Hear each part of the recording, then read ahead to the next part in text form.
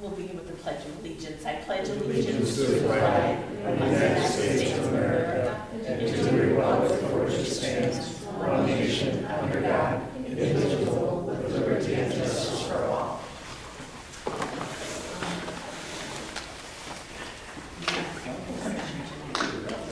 We don't have any community members here who want to speak. Is there a motion to approve the consent agenda?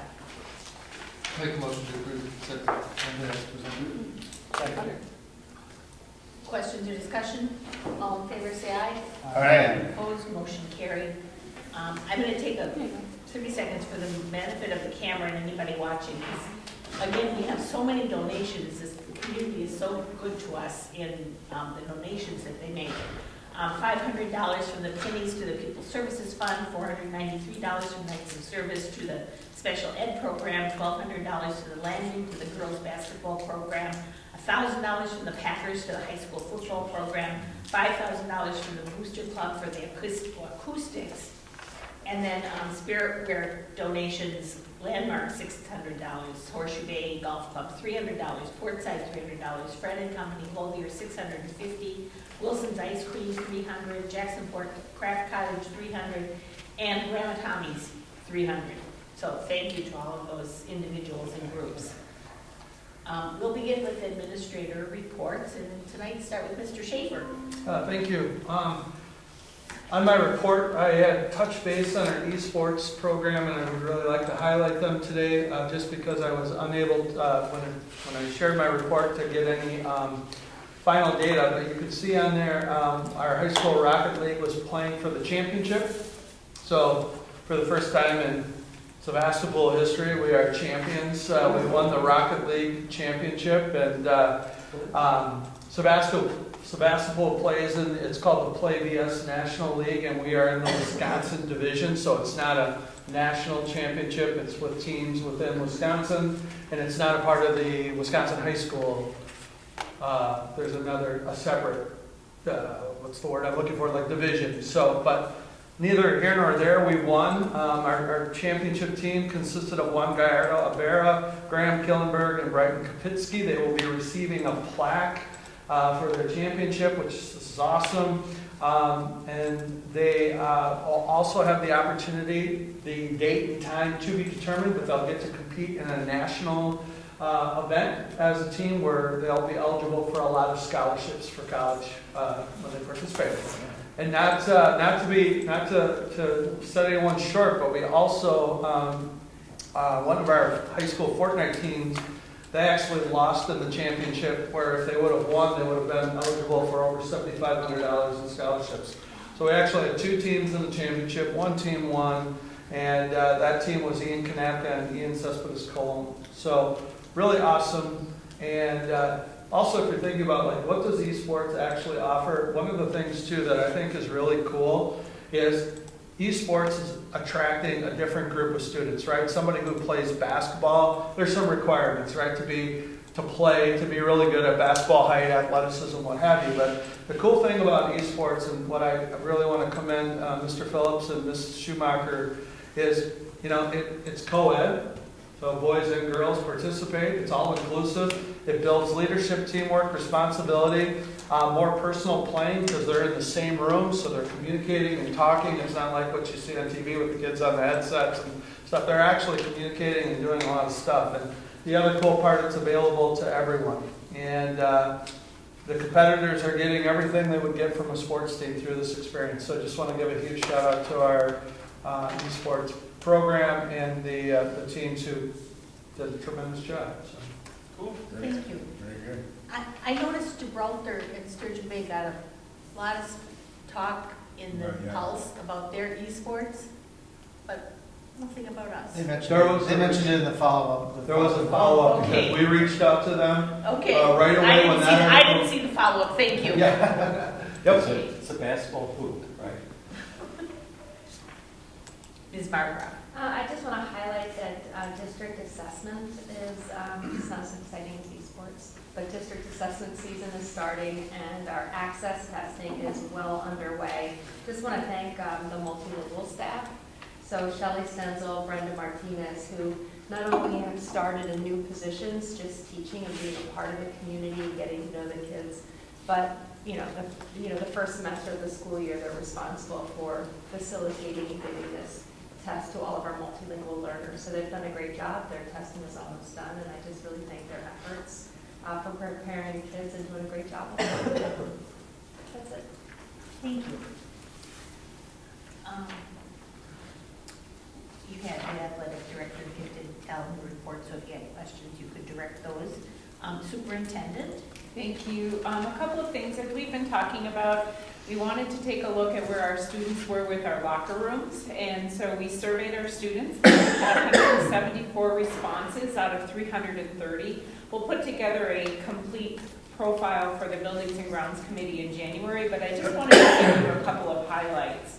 80% of the student population said that the locker rooms need improvement. But when you take a look at what they're actually talking about, is they're really talking about privacy is extremely important. 83% of them said that privacy is important. 82% of, this is one that kind of is concerning to me, 82% of our students avoid using the locker rooms because of the privacy situation and the way that the locker rooms are set up. However, it's not the shower piece. 70% would say that if the showers were improved, they might use them, but not consistently use them, and then only using them during game time. But where their priorities are is 74% would like to see the locker rooms cleaner and updated. 65% would like to see the storage spaces larger. Really, they talked about in their narratives primarily the football equipment, that the football equipment doesn't fit into the locker rooms, and that some of the locker rooms are old and rusty and hinge a little bit. Remember, it's the 1960s, right? So it's, pushing a lot of years old. Be careful. I know. And then the other component that they talked about was more team space. So when they have their huddle in there during their athletic events, their space is really small. So overall themes, again, space for the lockers, locker security, cleanliness, thinking about the bathroom stalls, and privacy and modernization of appearance. So we will meet as a Buildings and Grounds Committee, kind of take a look at what some of the options are. What I would like to do is, at the end of the evening, a lot of you haven't seen the locker rooms for a while.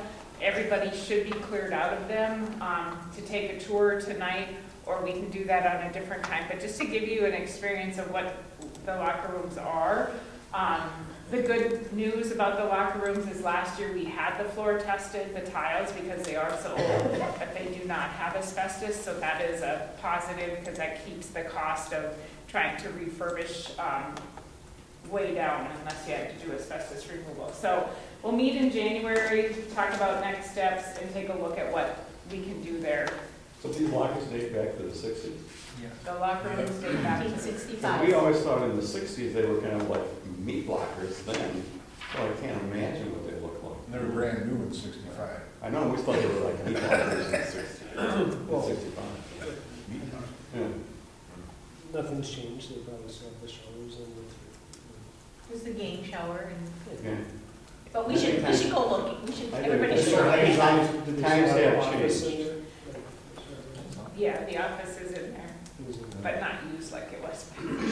Yeah. That was the fighting teacher's office Memory lane, back when Jeff was in high school. not good memories. Only thing worse was the So, YMCA. a couple of other lockers. updates.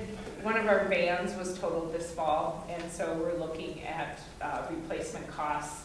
That'll be something that we'll bring to Buildings and Grounds in January also.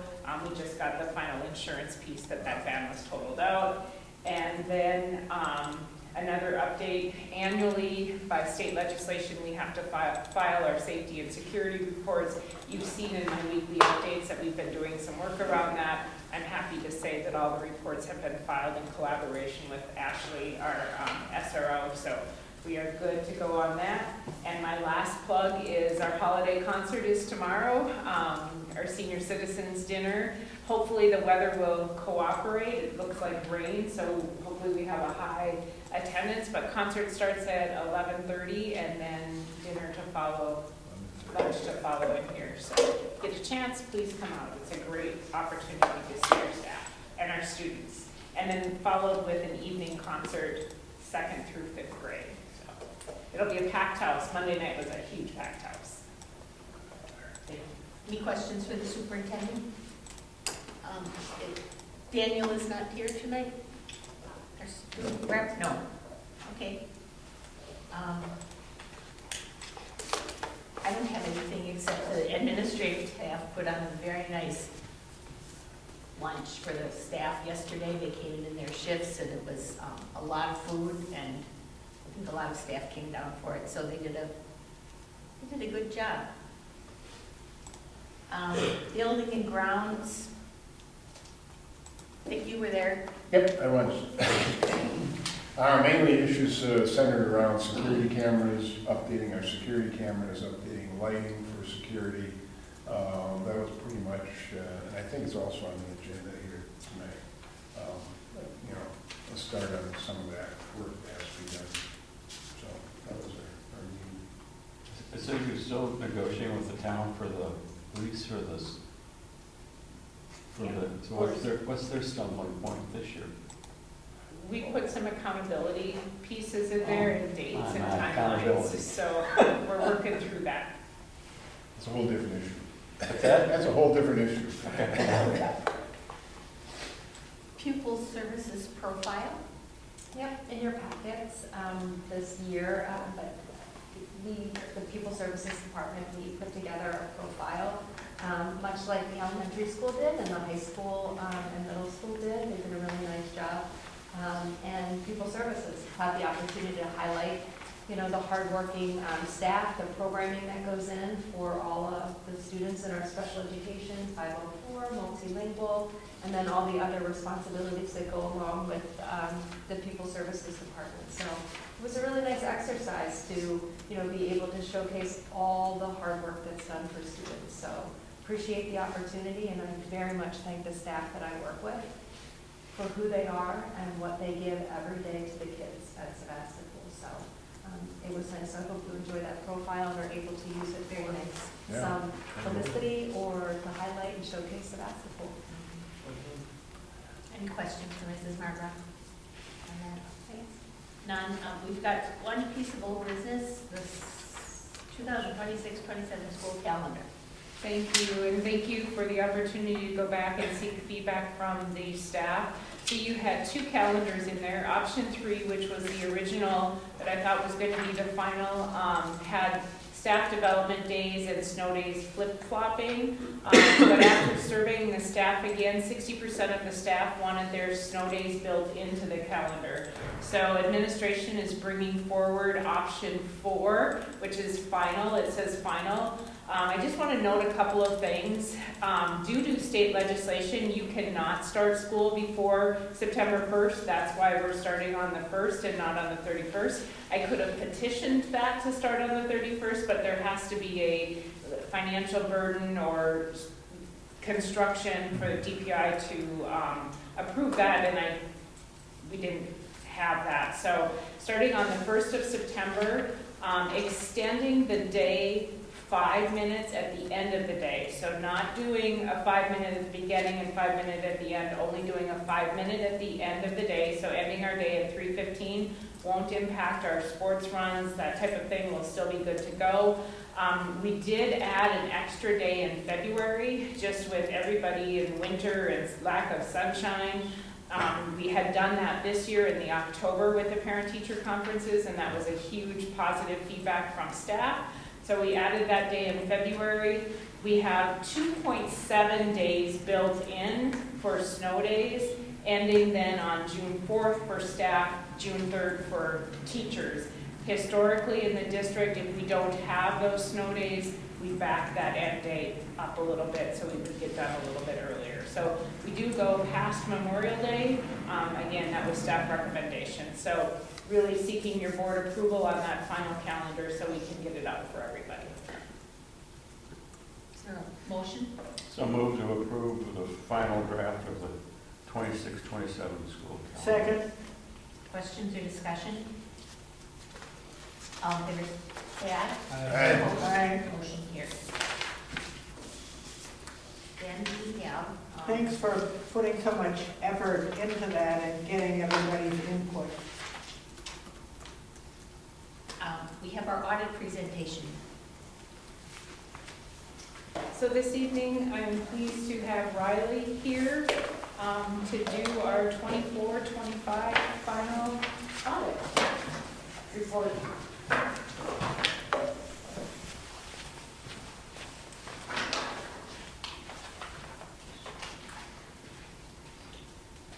And you have a hard copy of the final report in front of you, along with the summary.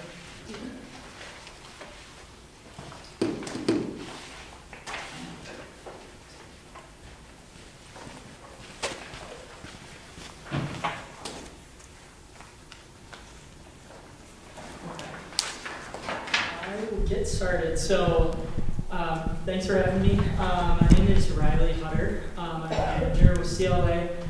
Over 8 years of experience in the state and local government industry, performing audits, compilations, reviews, budget assistance, rate studies, and consulting, many of which is with similar districts like yourself. And I'm a UW Milwaukee graduate. I've been the manager on the district audit for I think 5 years now, so consistently have seen over the years.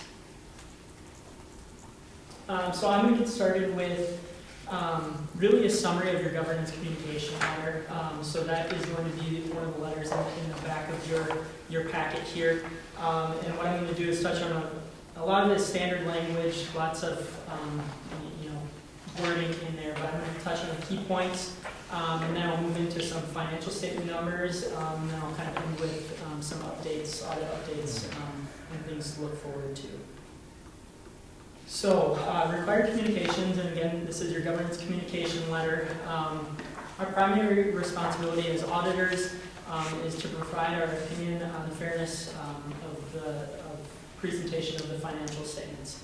So how we do that is we review internal controls, take a risk-based approach based on your internal control structure, and based on your internal controls, we kind of develop our audit plan and how we're going to figure out our scopes and testing transactions. So as part of the audit, we don't test every transaction, but we do take a risk-based approach and scope and look at different areas. So then finally, we express our opinion.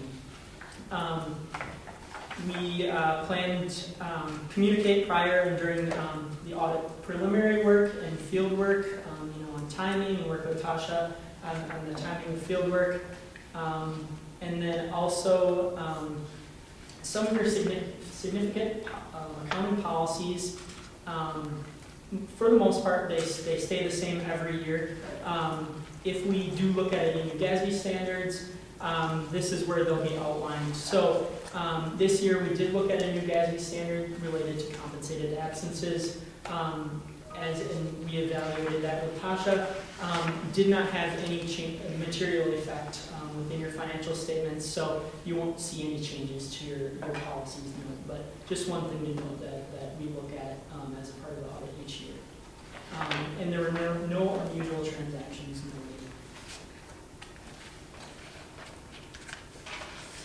Within your financial statements, there are some estimates.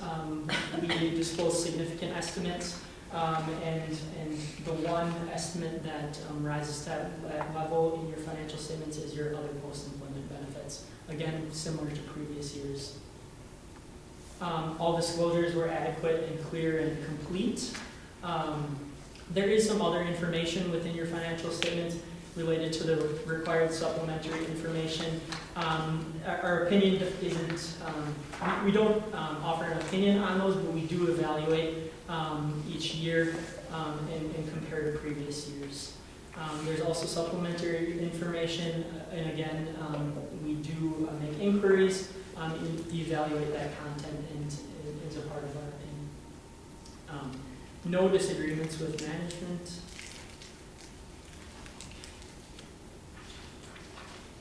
And then Management representations, you'll also find a management representation letter in the back of your financial statements. This is management taking responsibility. Although we prepare the financial statements on the district's behalf, they are your financial statements, and Tasha and management do review them and take responsibility with that letter. There were no consultations with other accountants, no issues with retention, and no difficulties encountered as of course through the audit. I think this is really getting to the majority of, I guess, contents that I'd like to cover is corrected and uncorrected misstatements. So corrected misstatements are items that we identify through the audit process that are material or significant that we propose to the district to change, whether that's a journal entry or something along those lines. There were none, so we did not identify any significant changes. So what that means is you're receiving accurate information monthly. It is really important that the information that Tasha is providing you with monthly and throughout your meetings is materially correct.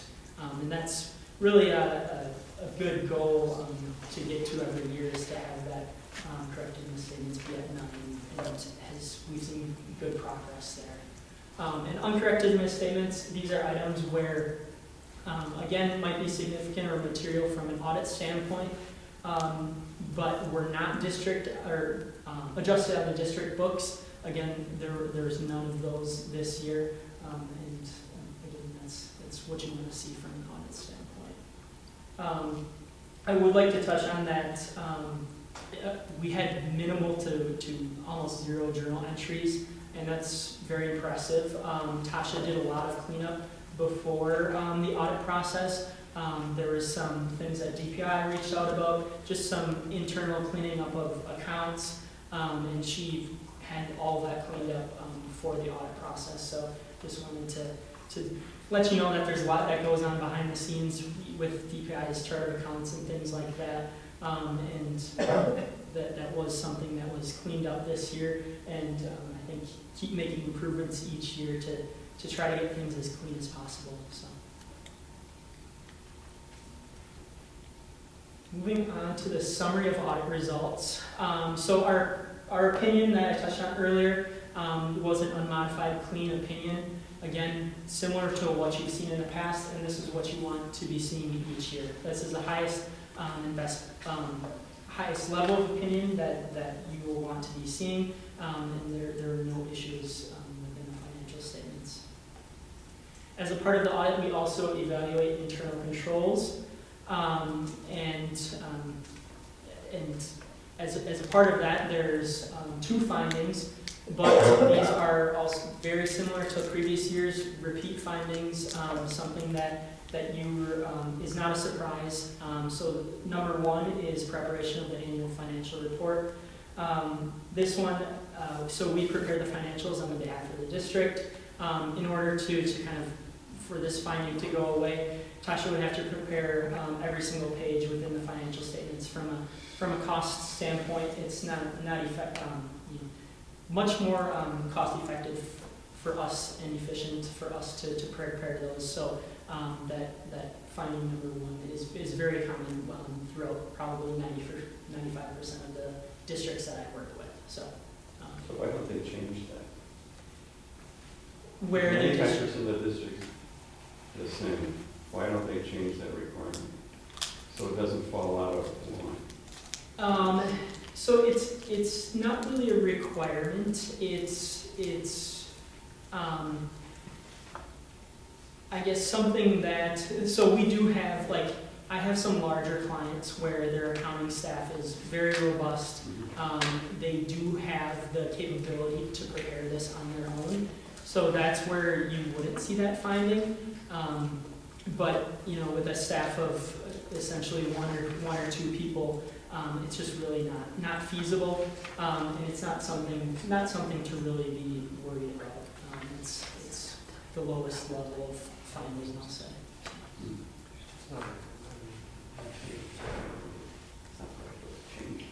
yeah, and you'll most likely always see that going forward, so.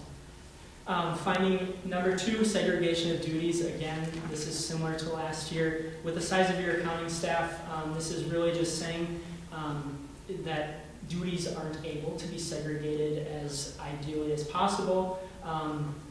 There's 1 or 2 people essentially doing everything. You have as much, I think you do separate as best as possible.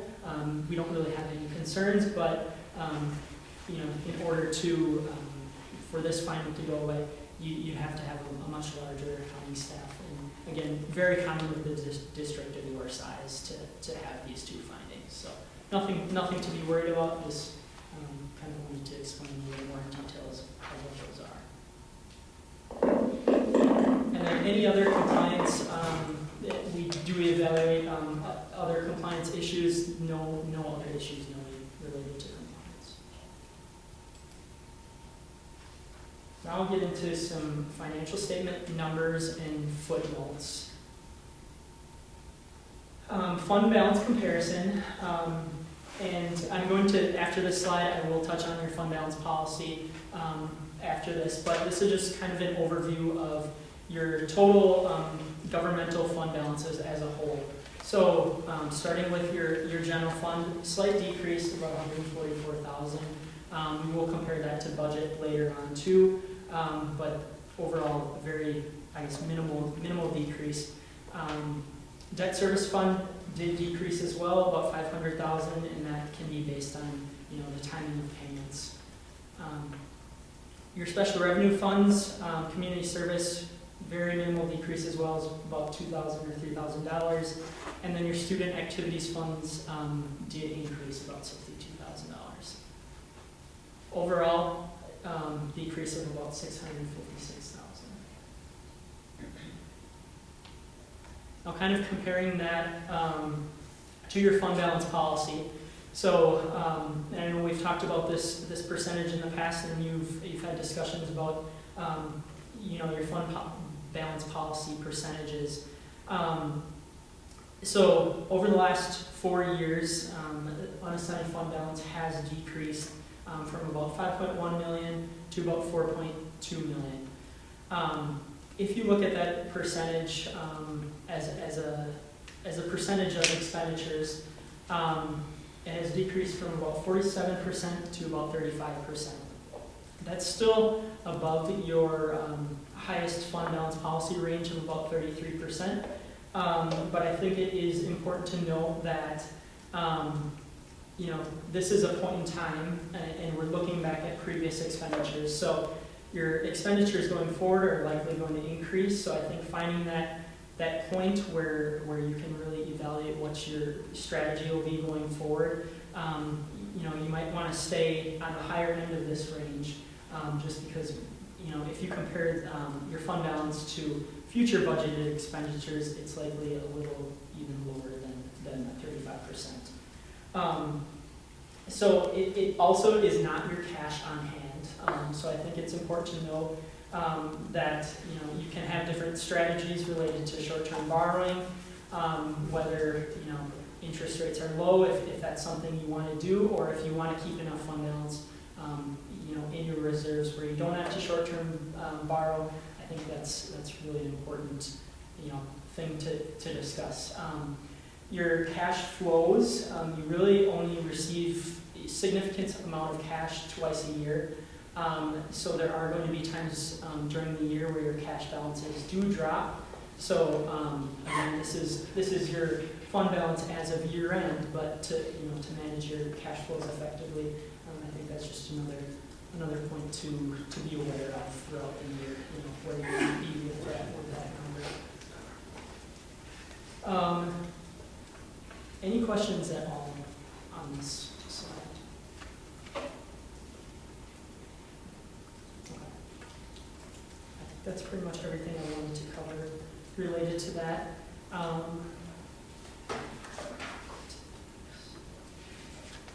So then looking at your general fund budget to actual, I'll kind of stay at a little higher level with this. Your total revenues were about $270,000 over budget. Your total expenditures were about $744,000 under budget. So overall, you really, you budgeted to use $1.3 million worth of fund balance, and you really only used $160,000. So just something to note that, you did have a pretty good year where you were over budget for revenues and under budget for expenses.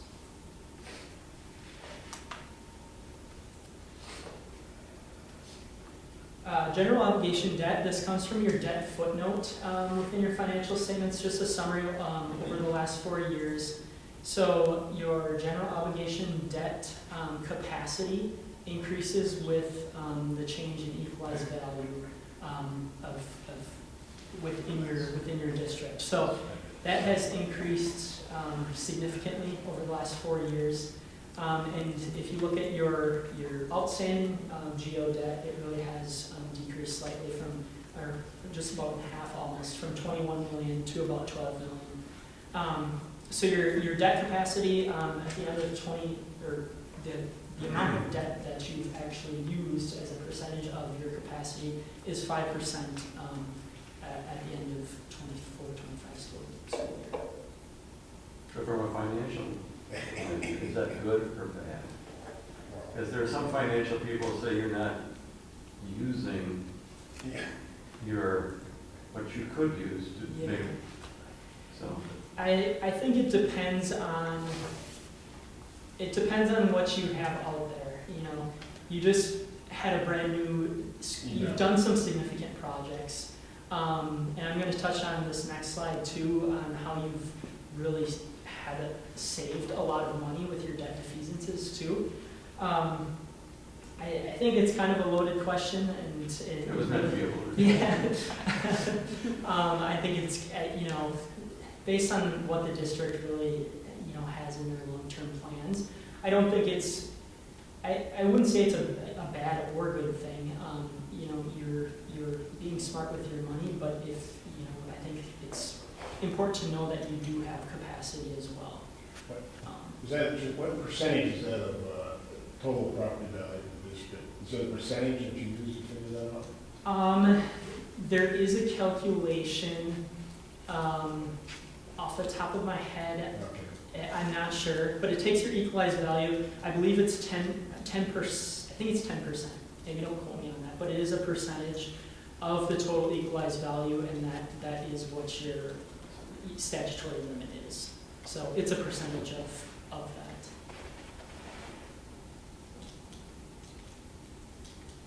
Any other questions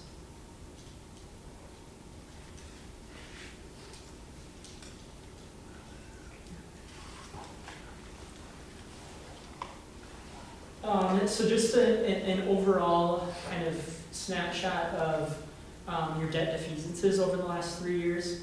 So, coming from your original, project where you had significant, or not significant, but a larger amount of debt outstanding, you have reduced those payments overall of about $8.9 million over the last 3 years through defeasances. And then your economic gain through defeasing that early is $3.2 million.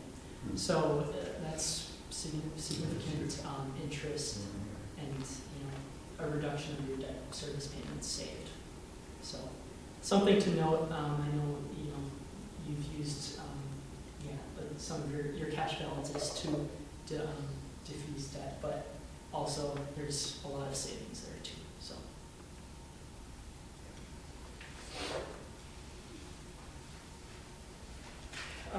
Next, I'm just going to touch on quickly single audit updates and upcoming GASB standards. Effective next fiscal year, the single audit threshold is changing from $750,000 to $1 million. We did have, I think, 2 and 3 years ago, we had single audits where you were above that threshold. Most likely, I think it was due to the ESSER funds that you received. So Your federal expenditures this past year were about $630,000. So with this increase, you'll likely stay under that single audit threshold going forward, unless there's new federal grants that you will receive. But just something to be aware of going forward. There are upcoming GASB standards. Usually these are never ending, but we do evaluate these with Tasha each year. We've had some heavier ones in the past related to leases, subscriptions, compensated absences the last 3 years. Upcoming, hopefully these are a little lighter, not as much work from the district standpoint, which will be nice to have a little bit of a break, but we do always evaluate these annually. So this next GASB 103, upcoming for the fiscal year 2026, is really related to MD&A, which the district doesn't present, so don't have to be worried about that. A few unusual or infrequent items being broken out, some differentiation between operating and non-operating expenses, and then your budgetary information will move to be required to be presented as RSI, which is really just in a different spot in financial statements. And then GASB 104, again, coming out in a couple years, requires some additional disclosures related to capital assets. We're pretty much doing a lot of these already. There might just be a few tweaks that we'll need to make, so hopefully no significant changes coming forward.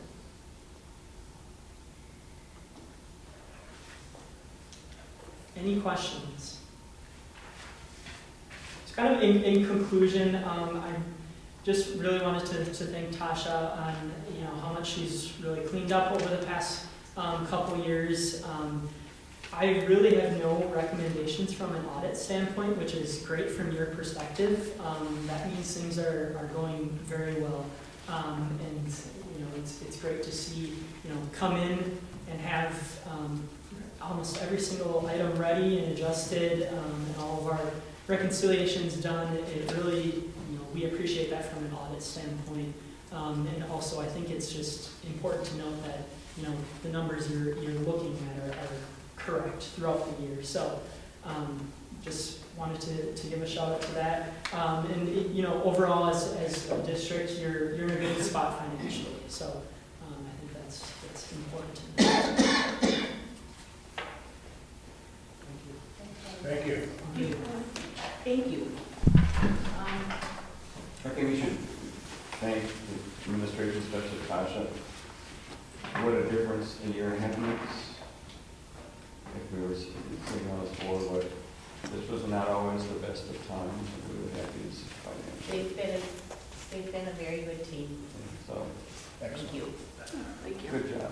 Thank you. And I'll also say, if you go into the office, Heidi has everything cleaned up.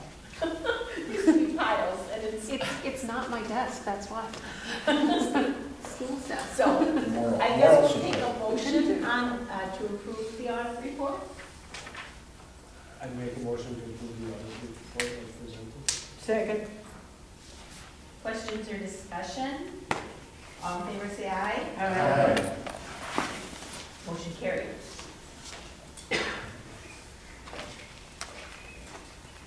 Middle school course proposal, Spanish for Spanish speakers. Yeah, so I had this at the last board meeting where we approved it for the high school. We want to extend this also into the middle school. Yeah, there's a lot of carryover between the two. The only thing that's different is some of the literature. So what we're asking to do is extend it to middle school. It's the exact same premise, same idea, just all the way through 6th grade. And it is not an increase of FTE. There may be some costs in curriculum design in the summer, but we'll build that into the budget for 26, 27. So, And our current staff can handle we're it. going to staff, yep, no increase in FTE. I'll make a motion to approve the middle school course proposal for Spanish speakers. Second. The only question I have is, I'm all in favor of it, but I read the courses some. Why did we get into so much sociology? as opposed to, Culture. huh? Culture, you mean culture of the, Yeah, why would, they already know the culture that they're coming from. What they don't really know is a lot of the culture they now live in.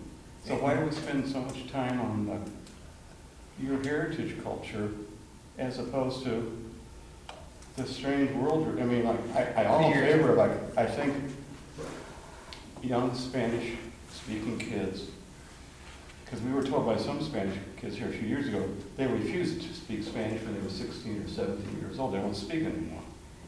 And what a gift to have of now mastering 2 languages. Financially, it's worth a boatload of money. You know, that's from just, but I guess if I came from Germany, I don't really want to hear any more about my German culture. I guess I'd rather know more about this new American culture that I now have a master of German and a master of English that I'm living in. But this is one class. I understand, or it's a new class for Spanish-speaking kids. Right, but they have 6 other classes during the day that they're learning. So why do you want to spend their time, take time away from learning it's, a Because second they language? weren't 6th graders through 12th graders in their country. They may have been 6, they may have been 3 when they left, but they may not know that. So what's the importance of that? Now, because the old theory was you've left that all, you're in a new country, and you're going to be successful in this country, and the more you know about the ins and outs and why we do things the way we do in this country, Yeah. you're going to be more successful. That's a chapter from the past that they're going to know from home. Yeah. Their parents are going to talk to them about that at home. They're going to learn about that when they have the Feast of Our Lady of Guadalupe, like a few days ago, about if you're Mexican. And if you're going to get into that, then what's the culture you're going to teach? You're going to teach Central American culture? Or are you going to teach Mexican culture?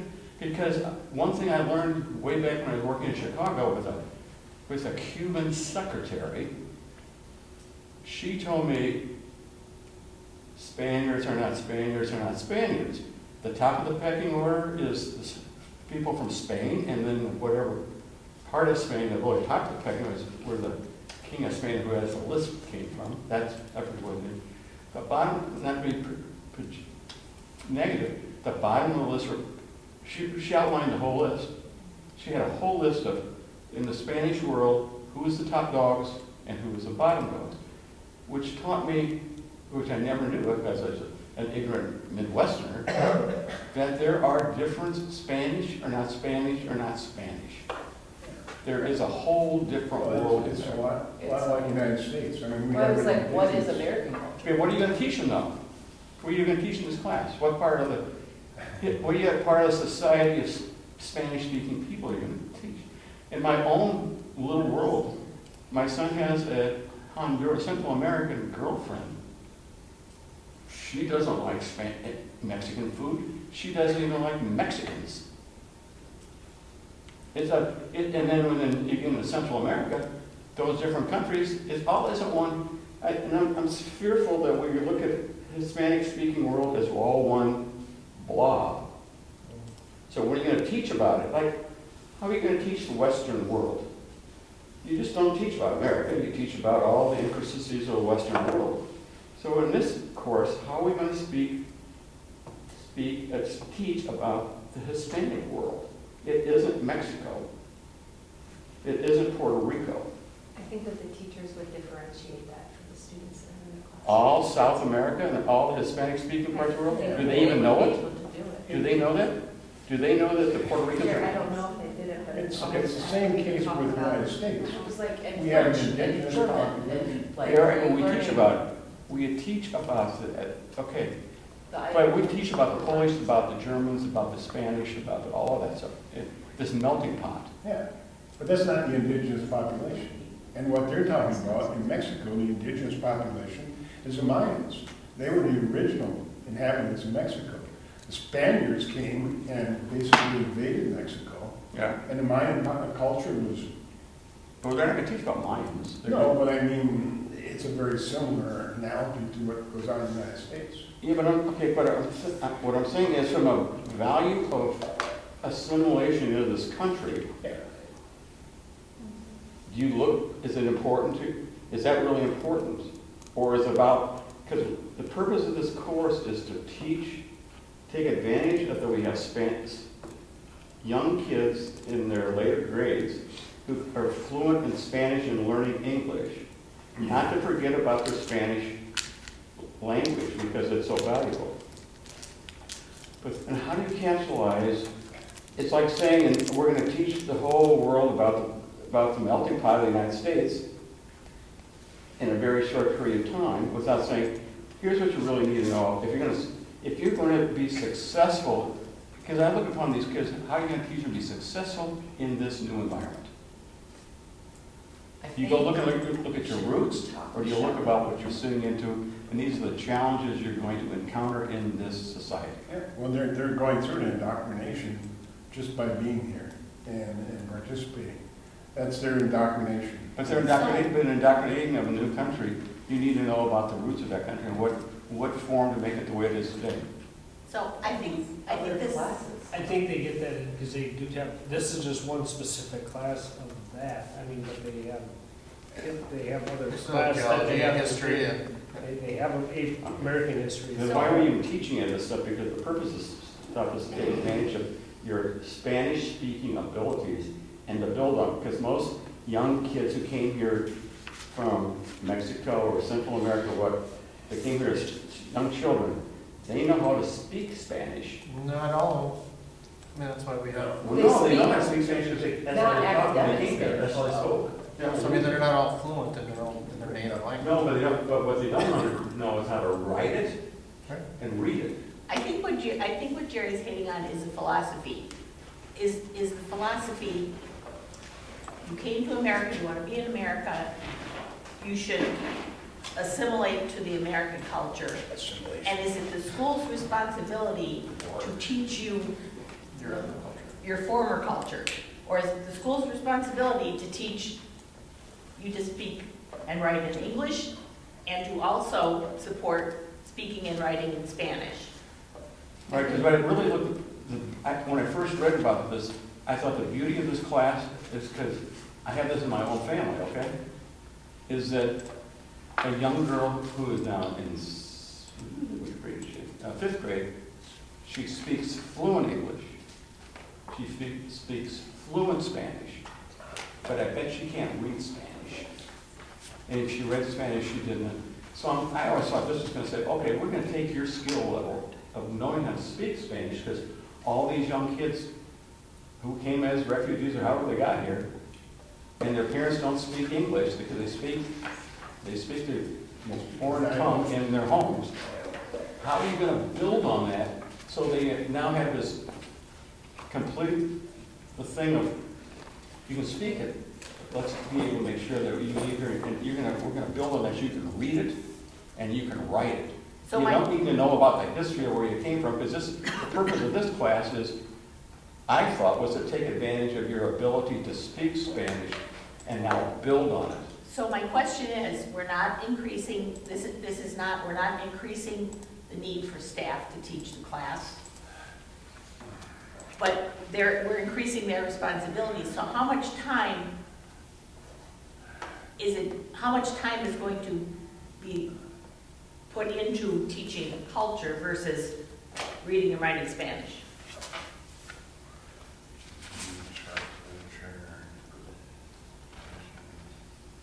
I mean, there seems to be one unit here, culture, traditions, and Right, diversity. 1 out of 5 units. 1 out of 6. I- Yeah. The purpose I'm of, not opposing the class, but I guess I do sort of agree with Mr. Warwick. Our responsibility is to teach reading and writing and arithmetic, not culture. But if you learn any language, part of it, like when you're learning French, part of learning any language is the food, the culture. But you already know the language.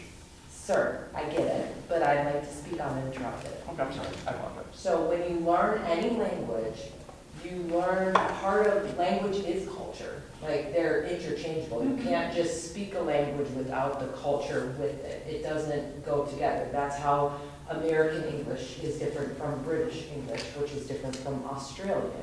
Like, there's differences. Language is culture. You can't separate it. And a lot of them, you're making a lot of assumptions about their background knowledge of where they came from.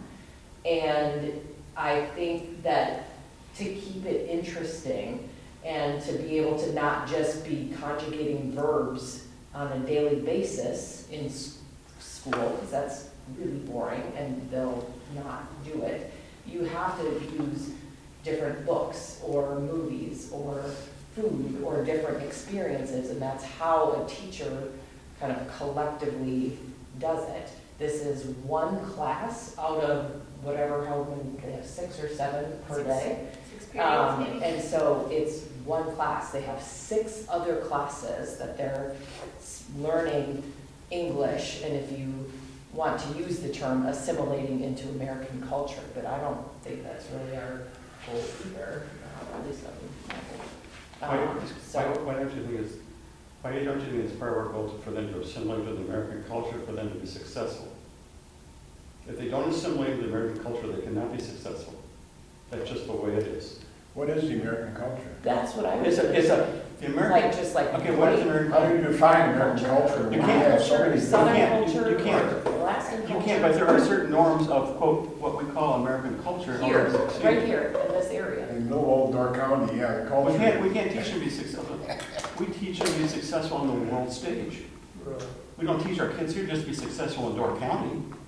We teach our kids how to be successful on the other side of Russell's Hill. Because part of the problem in Door County I've seen is kids go on the other side of Russell's Hill and they're like, oh my God. You know? And to encourage the kids to go on the other side of Russell's Hill. This is Neverland up here. This isn't the way the rest of the world is. It's our world. Well, you're here, but they do leave. Some stay. Not very many. But anyway, I'm not against it. I was just surprised.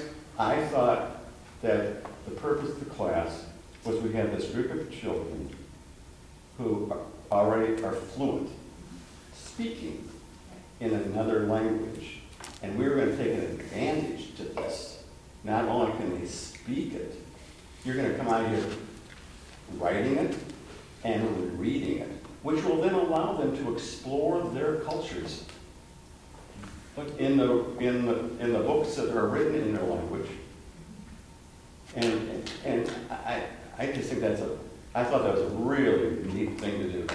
They've got a skill that our other kids don't have, and push it forward.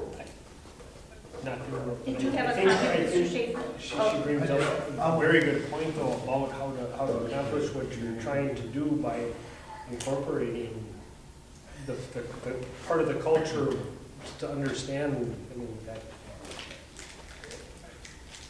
I think you're both right. I mean, Culture is it's not culture just is a speaking. component of reading, writing, speaking, and listening. So the primary focus of the course is absolutely to enrich and enhance their ability in the 3 R's, or however you want to look at it. But in doing that, you also understand and respect and value the culture that they're bringing to the table. So it's a match between the two, no different than if you were taking French, or if you were taking German, or if you were taking Latin, sign language, even to some aspects, is understanding the culture in which the language has come from. So I think it's a small component of the entire course. The course primary purpose is to enhance their skills, but that is a component of it. We can do 2 things. One, we can bring Shelley to the board meeting. We can table this topic and bring Shelley to the board meeting in January, or we can move on it. But those would be the two pieces. And Mr. Schaefer, I apologize. They already get a lot of that. I mean, my daughter takes Spanish, and they get a lot of the culture. They have taco days, and they do things in there that, I mean, it's a Spanish-speaking class that they're learning, but they do other things in there that aren't always learning verbs. What Just percentage? saying. Central Americans don't like to talk about that. Mr. Schaefer? I work with Hispanics in my job. I'm waiting patiently. Okay, Mr. Schaefer has the floor. Okay. So we also have to understand where our Spanish-speaking acquisition skills are in their home language, right? And we also have to understand that they're spending a bulk of their day being exposed to English and working on their English acquisition. The purpose of the courses and what we're trying to do and what is best practice is when you have a bilingual student, we want to be able to enhance in both languages that they develop. And in order to do that, we have to have them to be exposed to those different languages and to be create opportunities for them to use it. Whether we're talking about culture, where they're from, we always want to embrace the cultures of all of our students and where they're from, and this presents a good opportunity. But also, our ultimate goal here, which I talked the first time I brought this up, is we're really working on, we want our students to achieve the seal of biliteracy, which they can put on their transcripts, but that signifies it gives them opportunities. And that's really what I think when you're looking at this, we're getting a foundation starting in middle school, enhancing it to high school, with an ultimate goal of having an AP Spanish that we teach within to achieve the goal of the seal of biliteracy. So I guess the short of this is this is a great foundational program where we're enhancing our students in both languages, making sure that their acquisition skills stay with the grade level that they're in both languages. Okay, so this is a new course. It sounds like generally the board is in favor of it. What if, maybe we approve it and then let it run the course of the year and have those teachers come to us at the end of the school year and tell us how successful the program was, what they did. Explain it to us. From the students and their parents, like what was, everything's That's just always a learning, and suggestion. there's always gonna be edits. I agree with exactly everything you said, but I would suspect that a fifth grade child who came here from wherever, south of the border and speaks fluent Spanish, at fifth grade speaks much more fluent Spanish than our seniors in high school do that graduate with 4 years of Spanish, right? You could probably run circles around it. I don't know if I'd agree with that. I think some of our students that It'd be interesting to see, take a senior who's got 3 or 4 years in Spanish and have a fifth grader or sixth grader talk to them in pure Spanish, blah, blah, blah, blah, at the speed they speak. I bet they can't say it. I bet they can't follow it. I'm going to call Anyway. a question and call for a motion. I move to accept the. We already had a motion and a Yeah, second. we have a motion. Oh, We just- sorry. We were Okay, so we discussing- had a lot of discussion. I would like to end the discussion by saying, for the administration to consider bringing those teachers back in at the end of the school year, maybe some of the students and staff, or not, parents and students, to tell us how the class helped them. All in favor, that's not part of the motion, it's just a request. All in favor, say aye. Aye. Opposed, motion carried. AP American History secondary course proposal.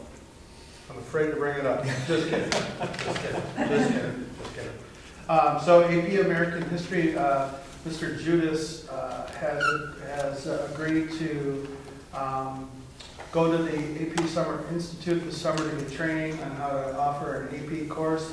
The great thing about it is a very rigorous course for our students that would be offered to our sophomores, which is would be the only AP class that we would offer currently for our sophomores. All AP classes are junior and senior level. So I think the description really articulates some of the high-level thinking that's required, which will allow our sophomores to make a determination if they would like to try the AP version or just take American history without the AP. So there's options for our sophomores and those who want to get challenged and prepare themselves for some intensive reading and writing and diving deeper into American history and obtaining a college level credit as a sophomore. It's a pretty exciting opportunity. Plus, the other great thing, when we have teachers teaching AP courses, it really makes our teachers, it helps improve their instruction as well. It's really, they're delivering high-level content. It's a lot of work. It's a lot of work on the teacher's end, and it's a lot of work on the student's end. And a lot of time is invested, but it really does help our students who are aspiring to, next level education after high school, and to be in a course that's going to stretch them and challenge them and help them grow in their reading and writing skills, as well as learning American history. And I will just reiterate, there is not an increase in FTE. Right now, we currently run 2 to 3 sections of that. So you'd still be running 2 sections, one that's AP and one that's regular. So again, within the cost would be the course work that a teacher has to do to be certified in AP. And we can build that into the 26-27 budget. So what's the history requirement now for the students? To graduate, do you have to have a course in history? 3 credits. It would be Yeah, one. it's, It would be American then. A motion to approve the it's a very ambitious, looking at the syllabus here. It's a really in-depth look. And having, viewed the American Revolution on public broadcasting, I think this is really right up, in the same theme of really in-depth looking at American history. I have a motion to approve. Is there a second? Second. Any further comments? If you don't know the Anyone or history, Mr. you're always Whiteman? bound to make the same mistakes. Remember that. All in favor, say aye. Aye. Motion carried. Varsity track coach position. Oh, sorry. I was afraid to go there because we might have more questions. 26-27 high school course catalog.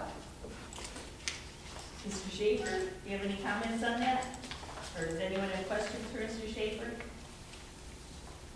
looks great.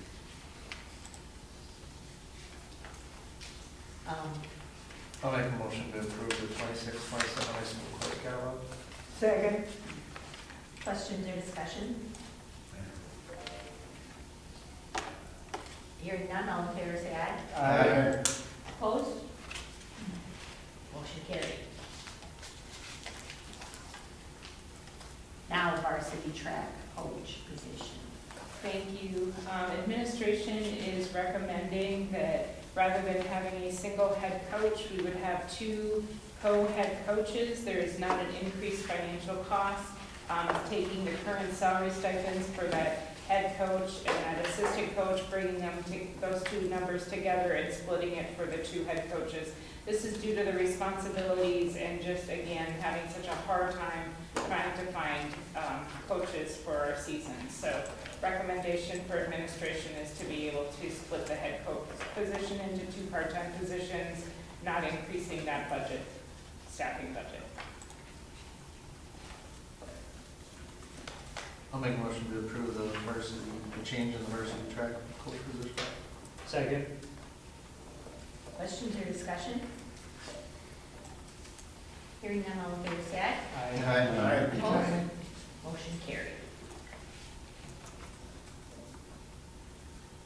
Press box security camera. Safety and security is of utmost importance to us, and it was brought to our attention that we have some spots out on our athletic field that are hard for us to be able to review if we need to. And so Buildings and Grounds Committee met, recommending to add some cameras on the press box, seeking your approval so that we would have better access to the area headed towards the concession stands. Move to approve the installation and funding of the press box security camera system. Second. Questions or discussion? Hearing none, all in favor say aye. Aye. Opposed? Motion carried.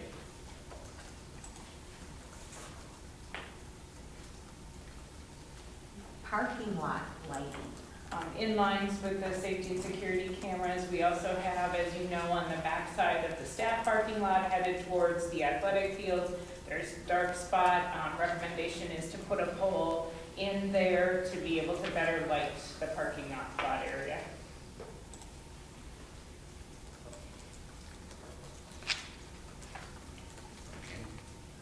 Move to approve the upgrading to the parking lot lighting system. I'll second. Questions or discussion? All in favor, say aye. I, January meeting date change proposed for January 28th to be held in the high school IMC, and that is due to the annual Wisconsin Association of School Boards Convention date. We do this every year. I'd make a motion to move our January meeting date to January 28th in the high school IMC. Second. Questions or discussion? All in favor, say aye. Aye.